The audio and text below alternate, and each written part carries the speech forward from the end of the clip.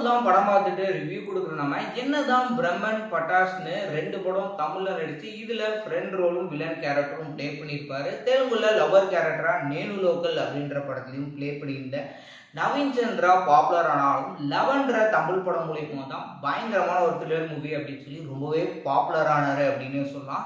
இவரோட நடிப்பில் வெளியே இருக்க 2 படங்களை பத்தி பார்க்க போறோம்.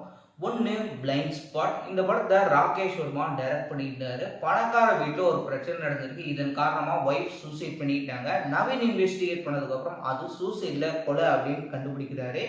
கொலையை யார் பண்ணியிருப்பா அப்படின்னு இவர் எப்படி கண்டுபிடிக்கிறாருன்றதான் இந்த படத்துடைய என்டையர் ஸ்டோரி.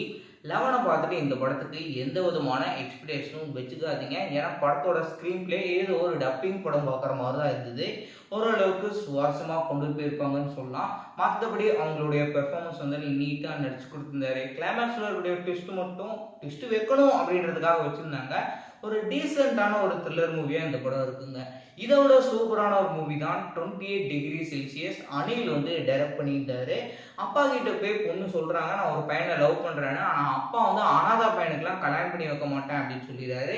இதுக்கு சில மாதங்களுக்கு முன்னாடி தான் ஹீரோவை சந்திக்கிறாங்க. ஹீரோவுக்கும் ஹீரோயினுக்கும் ஆகவே ஆகாது.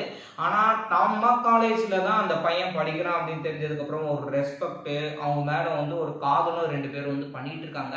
ஹீரோயினுக்கு வந்துட்டு உடல்ல ஒரு பிரச்சனை இருக்கு அப்படின்னு தெரிஞ்சு இவர் வந்து திருமணம் பண்ணிக்கிறாரு. அதுக்கு அடுத்து எதிர்பாராத சம்பவம் நடக்க இதுக்கப்புறம் அடுத்தடுத்து நடக்கக்கூடிய சம்பவங்கள் தான் இந்த படத்துடைய என்டையர் ஸ்டோரி.